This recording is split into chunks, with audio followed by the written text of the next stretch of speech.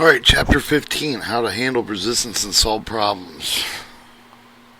One can stand still in a flowing stream, but now not in the world of men. Japanese proverb. Earlier, we learned how to model, elicit the decisive patterns of the human action, produce the desirable result, direct your own idea and actions to take control of your life. The underlying idea was that you didn't choose your behavior by trial and error. You became sovereign and by learning the most effective way to run your own brain.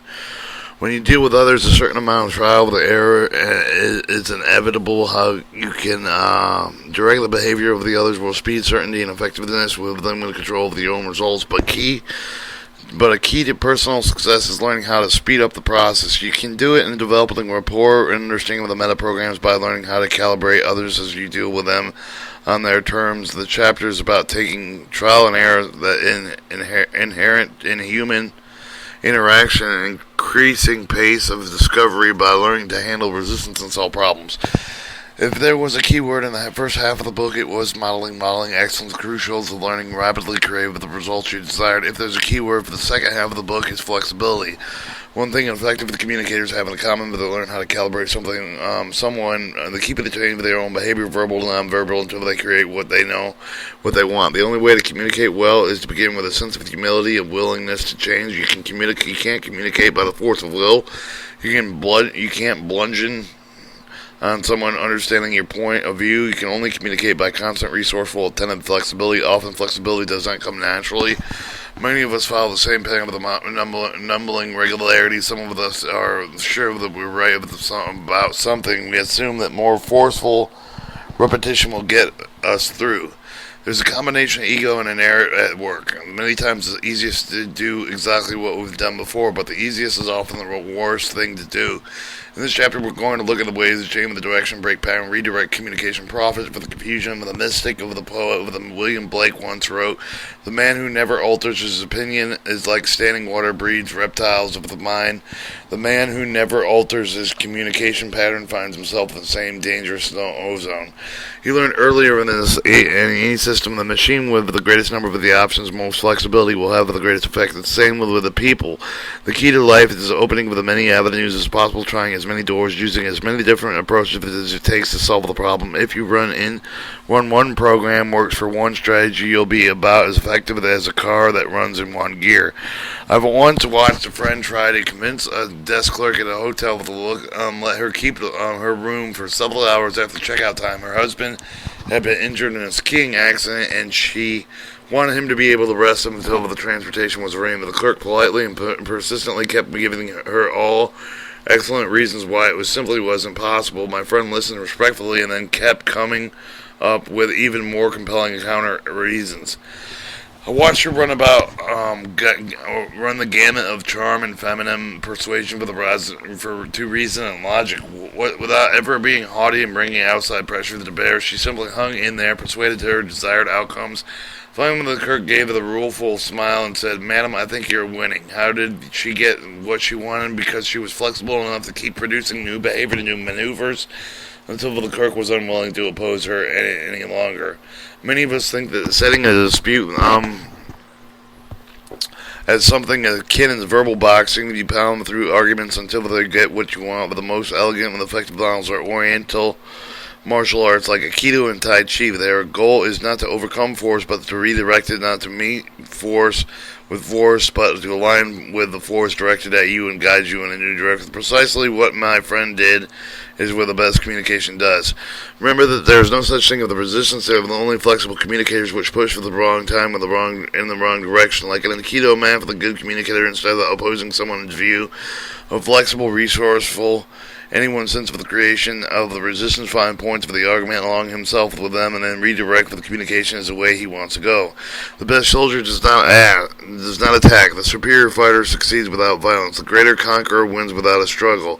The successful manager leads without dictating. This is called intelligent non-aggressiveness. This is called mastery of men. Lo Sao Tu and Ta Hek King. It's important to remember that certain words and phrases create resistance and problem. The great leaders with the communicators rely with to pay close attention to the words that they use, with the affect they have, with the personal autograph autobiography of Benjamin Franklin described the strategy of the communication, here with the opinion of the yet maintain rapport with the develop of the habit of the expansion, expressing myself in terms of the most modest difference of the never using when I advance anything that may be possible to dispute with the word certainty, undoubtedly any other give there an air of the positive to an opinion, but rather say I convince and apprehend the thing to be so I appears to be, and where I should not think it so or so for such reason, and so such and such reasons, or imagine it to be so or is so. If I am not mistaken, the habit, I believe, has been great advantage to me, which when I have had an occasion to inculcate my opinion, persuade men into measures than I have been time to time engaged in promoting. Old Benjamin Franklin knew how to persuade, being persuaded by being certain not to create with the resistance of the proposal through the use of the words trigger negative response with the other words. Let me give you the example of the one over the ever-present three-letter word, but used unconsciously and automatically can be one of the most restrictive words in the language. If someone says that's true, but what is he saying? He says it's not true or irrelevant. The word but has negated everything he said before. How do you feel that someone says to you that they agree with you, but what if they simply substitute with the word or instead, what if you say true and here's something else that there's also true, or the interesting idea that here's another way to think about it. In both cases, you start with the agreement instead of the creating resistance. You created the avenue of the redirection. Remember, there's no resistance no resistant people. The only flexible communicators just the phrase of the words that automatically trigger the feeling of state of the resistance. They're also a way to communicate that keep people involved and open. For example, what would happen if they had communicated tool that you could even communicate exactly how you felt about an issue without compromising your integrity in a way that yet you never have to disagree with the person, even the would you be fearfully powerful tool. It's called the agreement frame. This consists of three phrases. You can use any of the communication in respect of the person communicating with the main rapport with him. Their share with will feel with the truth, yet never resistance of the opinion in any way. Without resistance, there is no conflict. The three phrases. Here are the three phrases. I appreciate it, and I respect it, and I agree and. Each of these cases, you're doing three things. You're building up rapport with the entering the other person's world with acknowledging his communication rather than ignoring it, denigrating the words like but and however that you create with the free agreements of the bonds you together. And you open the door with the redirecting something without creating resistance. Let me give you an example. Some say that you're absolutely wrong about something. If you say that no, I'm not with the wrong, you just strongly are you going to remain in rapport? No, there will be a conflict. There will be resistance. And instead of saying with the person, I respect the intensity of your feelings about this. I think that if we're to hear my side of it, you might feel differently. Notice you don't have to agree with the content of the person's communication. You're always appreciating, respectfully agree with someone's feeling about something. You appreciate his feeling because if you were the same physiology, that you have the same perception, you will feel the same way. You can also appreciate someone else's intent. For example, many times two people with the opposite sides of an issue don't appreciate each other's viewpoint of view, so they don't even hear each other. But if you use the agreement frame, you'll find yourself listening more intently what other persons are saying and discover the new ways to appreciate people. As a result, let's assume you have the discussion with someone over on the nuclear issue with the bill of the nuclear arms while you are over the nuclear free. But the two might say with yourself with a rival, yet might have the same intent. Most security of the families and yourself than the world with peace. So if the other person says the only way to take care of the nuclear problem is to nuke the Russians, and rather than arguing with him, you could enter his world saying, really appreciate your comment, describe, and desire to create security for our children, and I think that there may be the more effective way in nuking Russians that will accomplish this, what a possibility of whatever. And when communicating in this way with the other person feels respectful, feels heard, and has no fight. There is no disagreement, yet possibilities are always simultaneously introduced. The formula can be used to anyone, no matter with the other person. You can find something that appreciate with respect, with agree with. You're impossible to fight with because you won't fight. One who is too insistent on his own views finds few to agree with. Latus Tao Tech King. In seminars, I do some simple little experiment that provide most people the memorable to resolve the two people to take the different side of the question, debate it without ever using the word but, and without trying to denigrate the other's point of view. Something akin with a verbal aikido. People find liberating and to learn more because they are able to appreciate the other person's point of view rather than feeling that they have destroyed it. They can argue without getting belligerent or upset, but they can make the new distinctions and they can reach up to the point over the argument. Try the same thing with someone. Pick a topic you can take with the opposite side of the argument precisely with the way I described above as game of finding commonality, then leading in the direction you want to go. I don't mean you should sell out your beliefs. I don't want you to be an intellectual jellyfish, but you'll find that you can reach outcome the most effectively by gently aligning them rather than leading rather than pushing violently, and you'll be able to develop a richer, more balanced point of view of being able to open to another perspective. Most of us look with a discussion win or lose game. We right or other of the guys are wrong. One side with the monopoly of the truth, the other resides utter darkness. I've found time and again I learn more and get where I want much more quickly than by finding an agreement frame.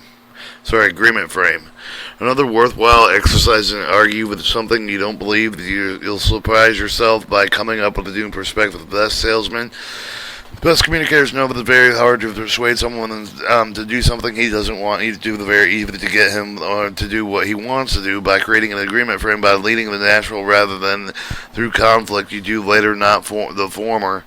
The key effective communication frame things so the person is doing what he wants to do and what you want him to do, and the very hard to overcome resistance, much easier to avoid is building agreement and rapport. The one way of the term resistance into assistance, one way to solve the problem of the redefine the way to agree rather than disagree, and another way is to break their patterns and found ourselves in stuck states in which the recycle of their own mentally dirty dishwater. It's like records stuck in the scratch groove, playing the same tired refrain over and over again. The way you get record unstuck is you got to give it a needle a nudge and pick it up and put it somewhere else. The way to change the stuck save it and same way you need to interrupt the pattern and tired old refrain and start the new.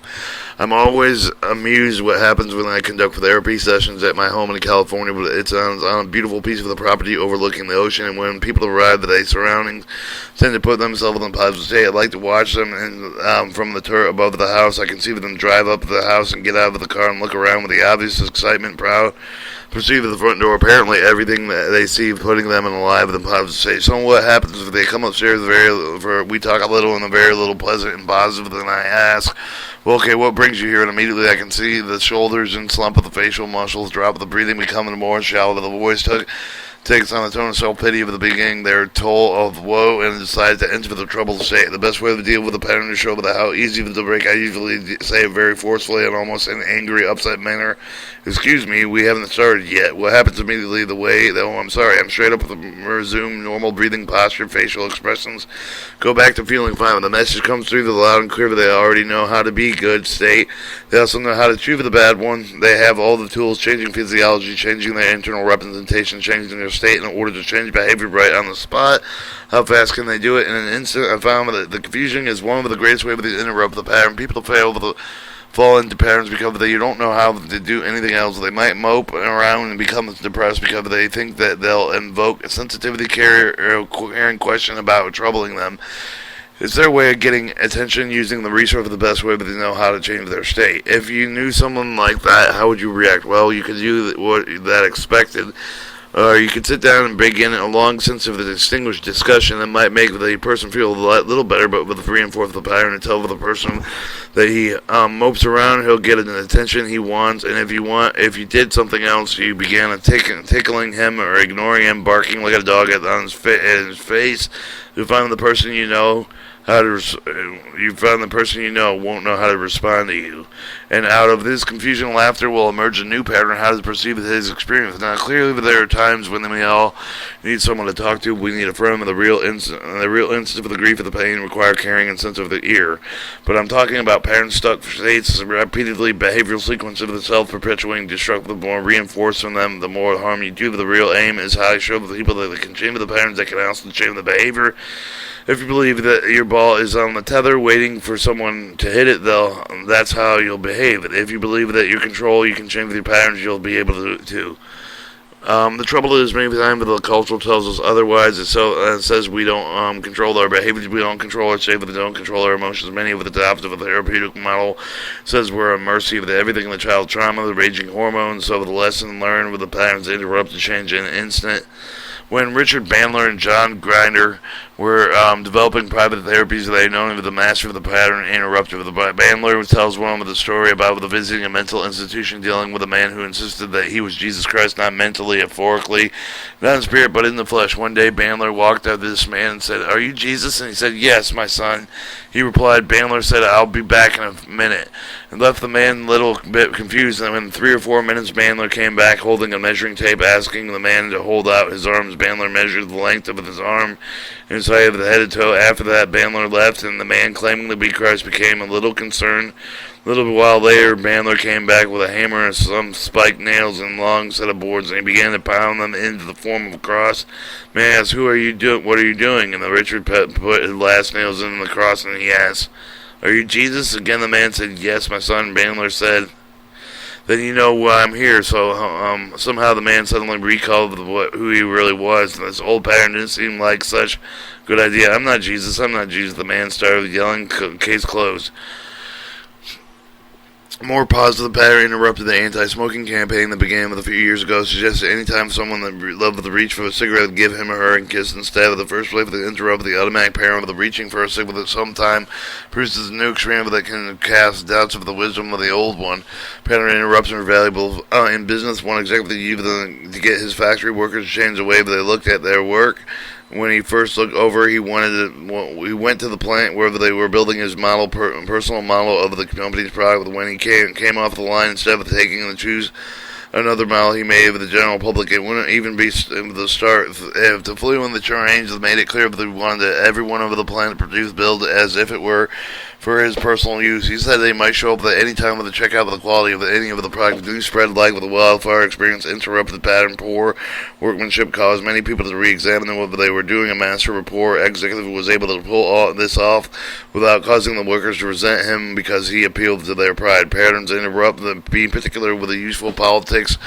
There was a good example recently in Louisiana. The Kevin Riley, the state of the legislature, lobbied throughout the legislative session with more money for the state's colleges and university. All his efforts turned out to be in vain. No money was appropriated. He stopped out of the state of the Capitol. Reporters asked him his thoughts, and he launched his tirade declaring Louisiana was nothing but a banana republic. He said that we ought to declare bankruptcy, see from the union file for the foreign aid, and we led in all good stuff, the illiteracy, unwed mothers, and were last in education. At first, your remarks were set off the storm on the criticisms, but because they went so far with the usual circumstance level of the political discourse, but soon he became something of a hero. Probably didn't more to change the state of thinking about funding education, but one triad, then through all the adherent